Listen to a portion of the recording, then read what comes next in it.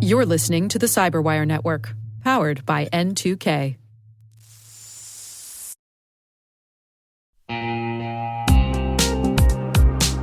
Ever wished you could rebuild your network from scratch to make it more secure, scalable, and simple? Meet Meter, the company reimagining enterprise networking from the ground up. Meter builds full-stack, zero-trust networks, including hardware, firmware, and software, all designed to work seamlessly together. The result? Fast, reliable, and secure connectivity without the constant patching, vendor juggling, or hidden costs.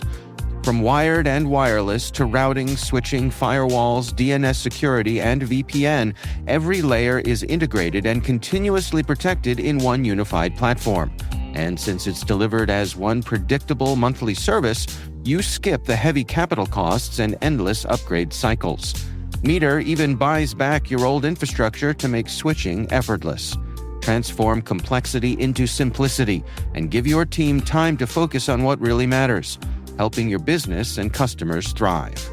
Learn more and book your demo at meter.com/cyberwire. That's meter.com/cyberwire.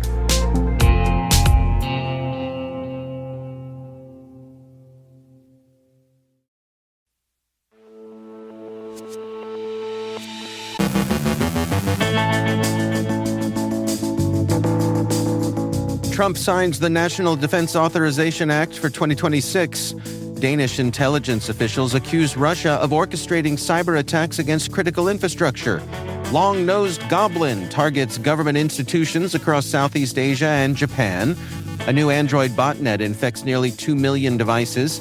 WatchGuard patches its Firebox firewalls. Amazon blocks more than 1,800 North Korean operatives from joining its workforce. CISA releases 9 new industrial control system advisories. The U.S. Sentencing Commission seeks public input on deepfakes. Prosecutors indict 54 in a large-scale ATM jackpotting conspiracy.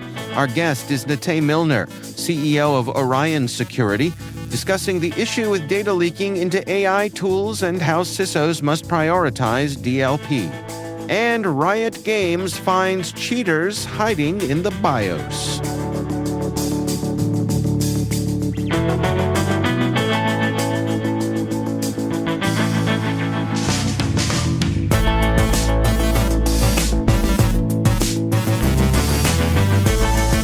It's Friday, December 19th, 2025. I'm Dave Bittner, and this is your CyberWire Intel Briefing.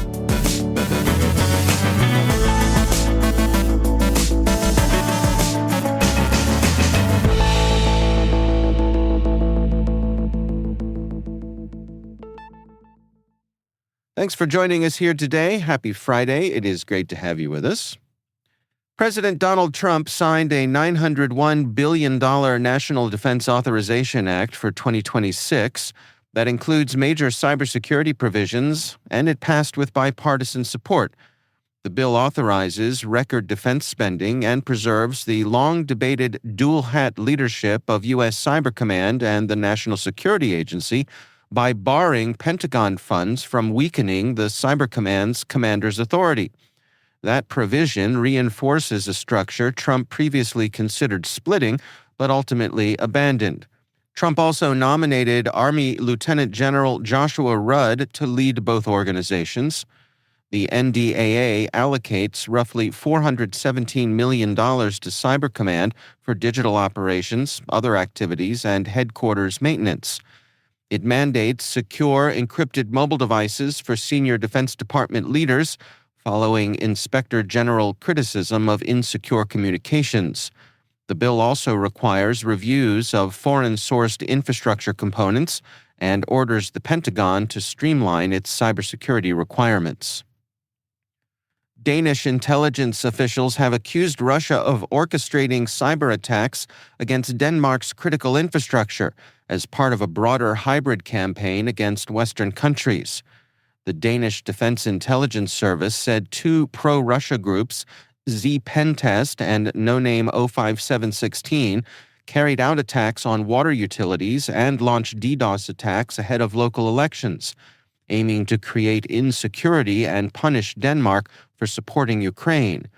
Officials said the cyber activity is part of a wider influence effort to undermine Western backing of Kyiv, with elections used to attract public attention. Denmark's defense minister called the attacks unacceptable and said Russia's ambassador would be summoned. The warning aligns with broader European concerns, echoed by incidents in Norway and a recent joint advisory from U.S. and European agencies about pro-Russian hacktivist threats to global critical infrastructure. Researchers have identified a previously unknown China-aligned hacking group targeting government institutions across Southeast Asia and Japan. The group, dubbed Long-Nosed Goblin by ESET, has been active since at least September 2023 and was uncovered during an investigation of a Southeast Asian government network. The hackers abused Windows Group Policy, a legitimate administrative tool, to deploy malware and move laterally. Their tools include Nosy Historian, which harvests browser data to identify high-value victims, and Nosy Door, a selective backdoor suggesting carefully chosen targets. Researchers warn that a newly identified Android botnet dubbed KimWolf has infected more than 1.8 million devices and can launch massive DDoS attacks. Chinese firm XLab says the botnet mainly targets Android TV set-top boxes and focuses on traffic proxying, but issued over 1.7 billion attack commands in late November. KimWolf is linked to the Turbo Mirai-class Isuru botnet and may have powered recent near 30 terabit per second attacks. The malware uses encrypted DNS to evade detection and operates on a globally distributed infrastructure. WatchGuard has issued an urgent warning for customers to patch a critical, actively exploited remote code execution vulnerability affecting its Firebox firewalls. The flaw impacts devices running multiple versions of FireWire OS and allows unauthenticated attackers to execute malicious code remotely through low-complexity attacks. WatchGuard cautioned that devices may remain vulnerable even after certain VPN settings are removed. The company said it has observed active exploitation in the wild and released indicators of compromise, urging affected users to rotate credentials if compromise is suspected. Temporary mitigations are available for organizations unable to patch immediately. The advisory follows a pattern of similar WatchGuard firewall vulnerabilities that were widely exploited and later flagged by CISA. Amazon says it has blocked more than 1,800 suspected North Korean operatives from joining its workforce since April 2024, underscoring how widespread the so-called fake IT worker scam has become. Chief Security Officer Steve Schmidt said applications linked to North Korea rose 27% quarter-over-quarter this year. The scheme involves real developers using stolen or fabricated identities, AI-generated resumes, and even deepfakes to secure remote jobs, then funneling wages back to the regime. Some attackers also steal sensitive data or extort employers. Amazon uses AI screening and human verification to detect the fraud, but Schmidt warned tactics are evolving, including hijacked LinkedIn accounts and U.S.-based laptop farms that disguise overseas workers as domestic employees. CISA has released 9 new industrial control system advisories covering security vulnerabilities across a wide range of widely used operational technology products. The advisories address systems from major vendors including Inductive Automation, Schneider Electric, National Instruments, Mitsubishi Electric, Siemens, Advantech, Rockwell Automation, and Axis Communications. Affected products range from SCADA platforms and distributed control systems to industrial networking stacks and camera management software. CISA urged asset owners, operators, and administrators to review the advisories for detailed technical information and recommended mitigations to reduce risk in industrial and critical infrastructure environments. The U.S. Sentencing Commission is proposing preliminary sentencing guidelines under the Take It Down Act, a bipartisan law passed earlier this year to combat non-consensual deepfake pornography. The law makes it a federal crime to distribute real or AI-generated intimate imagery without consent and requires platforms to remove reported content within 48 hours, with enforcement authority given to the Federal Trade Commission. It outlines prison sentences of up to 2 years for deepfaking adults and up to 3 years for minors, with the Commission now refining penalties by offense type.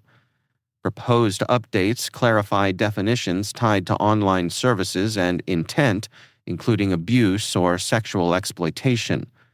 The Commission is seeking public comment on the guidelines through February 16, 2026, as concern grows over increasingly realistic AI-generated media.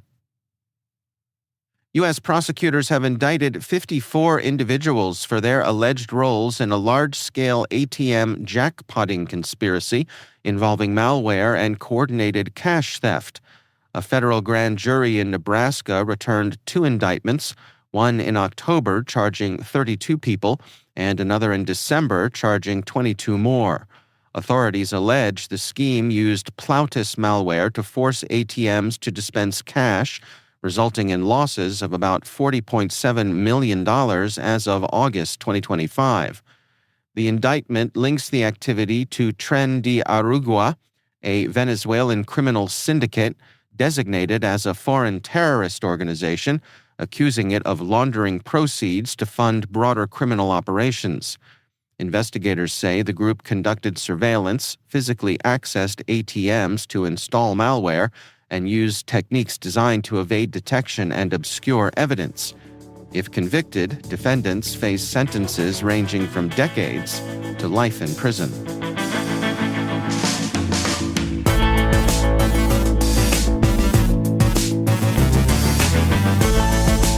Coming up after the break, my conversation with Nite Milner, CEO of Orion Security. We're discussing issues with data leaking into AI tools. And Riot Games finds cheaters hiding in the BIOS. Stick around.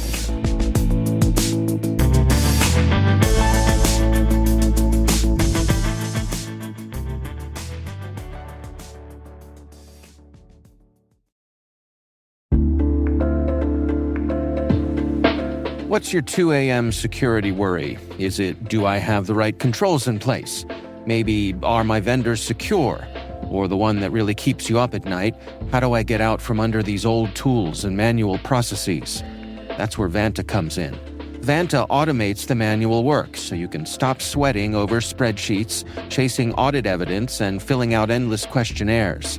Their trust management platform continuously monitors your systems, centralizes your data, and simplifies your security at scale. And it fits right into your workflows, using AI to streamline evidence collection, flag risks, and keep your program audit ready, all the time. With Vanta, you get everything you need to move faster, scale confidently, and finally, get back to sleep. Get started at vanta.com/cyber. That's VANTA.com/cyber. This episode is brought to you by Indeed. You're ready to move your business forward, but first, you need to find the right team. Start your search with Indeed Sponsored Jobs. It can help you reach qualified candidates fast, ensuring your listing is the first one they see. According to Indeed data, sponsored jobs are 90% more likely to report a hire than non-sponsored jobs. See the results for yourself. Get a $75 sponsored job credit at Indeed.com/podcast. Terms and conditions apply.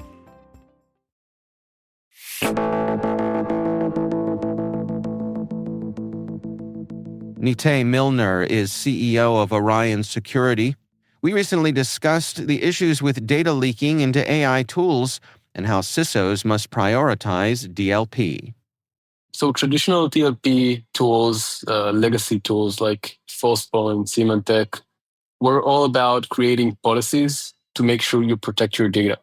So the mission was to protect sensitive data. For banks, it can be credit cards. For healthcare providers, it can be PHI data. And what you had to do with the traditional tools is you had to define a policy for every use case of data that you want to protect. For example, you don't want credit cards to get outside to external recipients over emails. So you had to sit down and create a policy, a rule basically, for every one of these use cases. And then what usually would happen is you had to tweak it over and over again because you'd get a lot of false positives, catching all sorts of data that looks like credit card data or data that looks like PHI data. And then you had thousands of alerts of false positives. And these tools were known for being, to say the least, not very effective for enterprise companies. And so what's changed over time in terms of the state of the art when it comes to DLP tools today? So over time, during the past years, technologies like UEBA try to basically reinvent DLP with anomaly detection, but that didn't really work well. In other industries like EDR, antiviruses, anomaly detection makes a lot of sense because you can predict how, for example, processes should behave. But it's really, really hard to understand how people are going to behave. So anomaly detection for detecting data loss for people is really hard. So you get a lot of false positives because people change their how they handle sensitive data every day. So it's hard to just use anomaly detection, and that had failed for the past 10 years.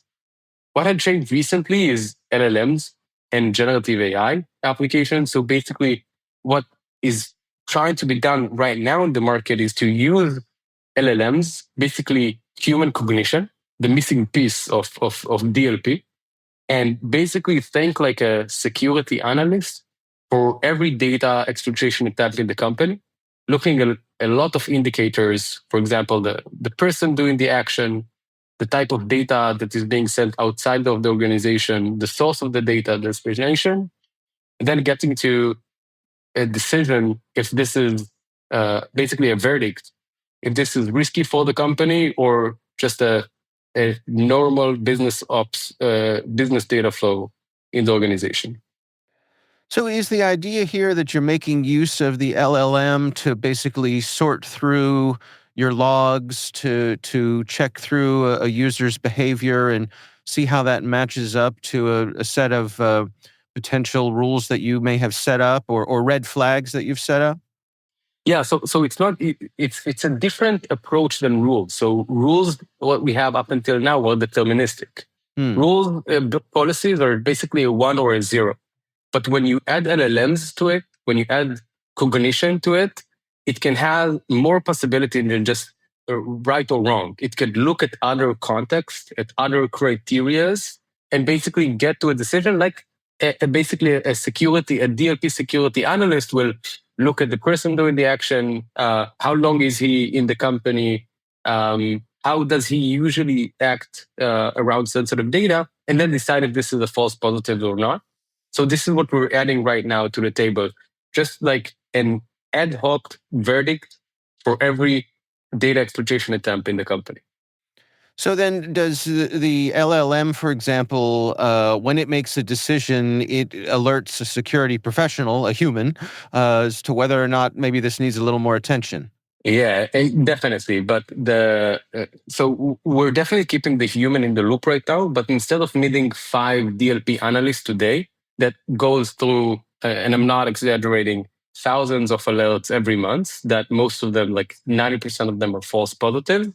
They would get more around like 5 or 10% of false positives, and they will be added into the loop only when necessary. So if you need like 5 people up until now to run your DLP program, with the new technologies in the market, you can do it with 20% of an FTE time. And this is a real game changer in this market.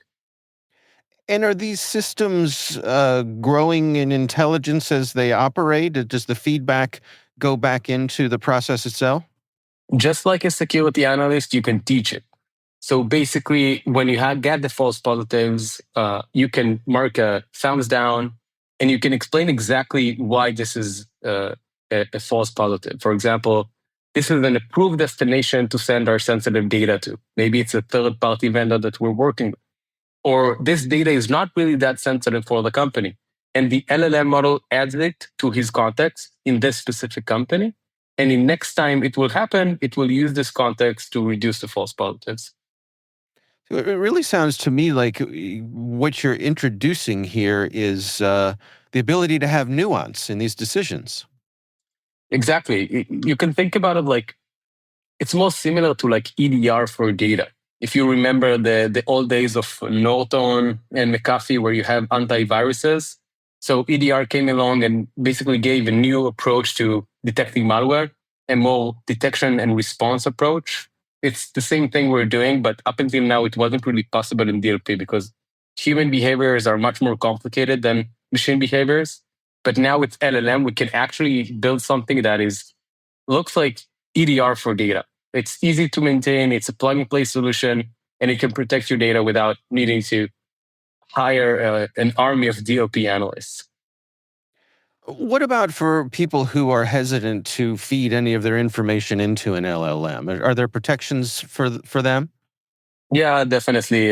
It doesn't train the model over separate customers, and you can run your LLM model in your own environment. So basically, you can keep the constraint on your side.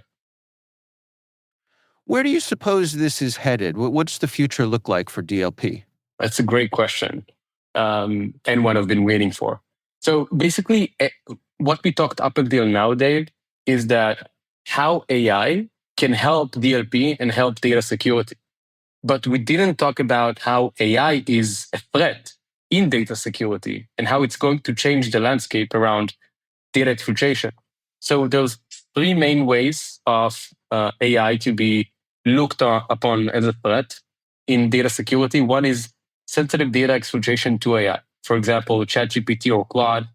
An employee can take a board presentation or a financial document with very sensitive data and just feed it to a third-party ChatGPT. It happens all the time, and it's a top risk for a lot of companies today. The second one is AI agents exfiltrating data outside of the company. So AI agents will replace a lot of the human work. For example, an email assistant AI agent that will write emails for you and will share data for you. It can exfiltrate a lot of sensitive data maliciously or just by mistake. And the third one is AI makes corporate data very accessible. If you're familiar with companies like Glean, data sharing and data searching with AI makes data very accessible. Sometimes not the data that you want this person to access in the company. So, for example, you can just type down the salary of the CEO, and if by mistake you have access to it, you can see it right away. So, data security is about to have a lot of new problems in the upcoming years, and AI can be looked upon as a threat, but also as a huge enabler for creating 100x better solutions with 1/10 of the operational cost associated with the traditional ones. So AI giveth and AI taketh away, right? Exactly, 100%, 100%, Dave. All right. Well, I think I have everything I need for our story here. Is there anything I missed? Anything I haven't asked you that you think it's important to share? I think that data security is going through a generational shift, and everybody can feel that right now, that we can build much better solutions with much less cost for companies. And we're going to see a lot of new threats with AI. And like our mission, or my mission even personally, is to make sure that people can access these benefits as fast as possible. And I think that we're going to have a very interesting few years in front of us when it comes to data security and data protection. That's Nitay Milner, CEO of Orion Security.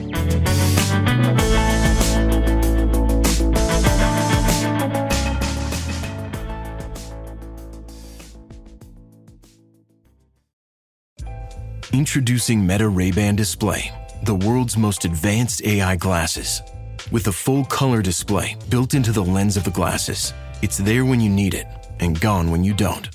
Send and receive messages, translate or caption live conversations, collaborate with Meta AI, and more. Be one of the first to try Meta Ray-Ban Display. Visit meta.com/Meta Ray-Ban Display to book a demo and find your pair. Oh, Hilton stay, your beds are soft and cozy. No lumpy couch, no stiff futon, no shower line at crack of dawn. Oh Hilton stay, a holiday you're saving. When you want holiday comfort you can count on, it matters where you stay. This season, enjoy spacious, comfortable rooms and friendly service when you book with Hilton instead. Hilton for the stay.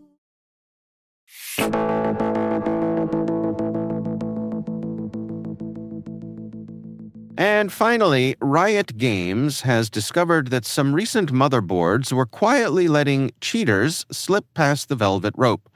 A flaw in BIOS firmware from vendors including ASRock, Asus, Gigabyte, and MSI meant certain DMA-based cheats could operate invisibly. Bypassing protections meant to keep games fair. Riot says the issue undermined IOMMU defenses that looked awake but were not fully on the job, like a nightclub bouncer dozing off mid-shift. The fix is less glamorous than a ban wave, but more effective. Motherboard makers have released BIOS updates, and Riot's Vanguard anti-cheat may now insist players install them before launching Valorant. Riot calls it a necessary escalation in the hardware cheat arms race, one that shuts down a whole category of previously untouchable tricks and makes cheating a lot more expensive.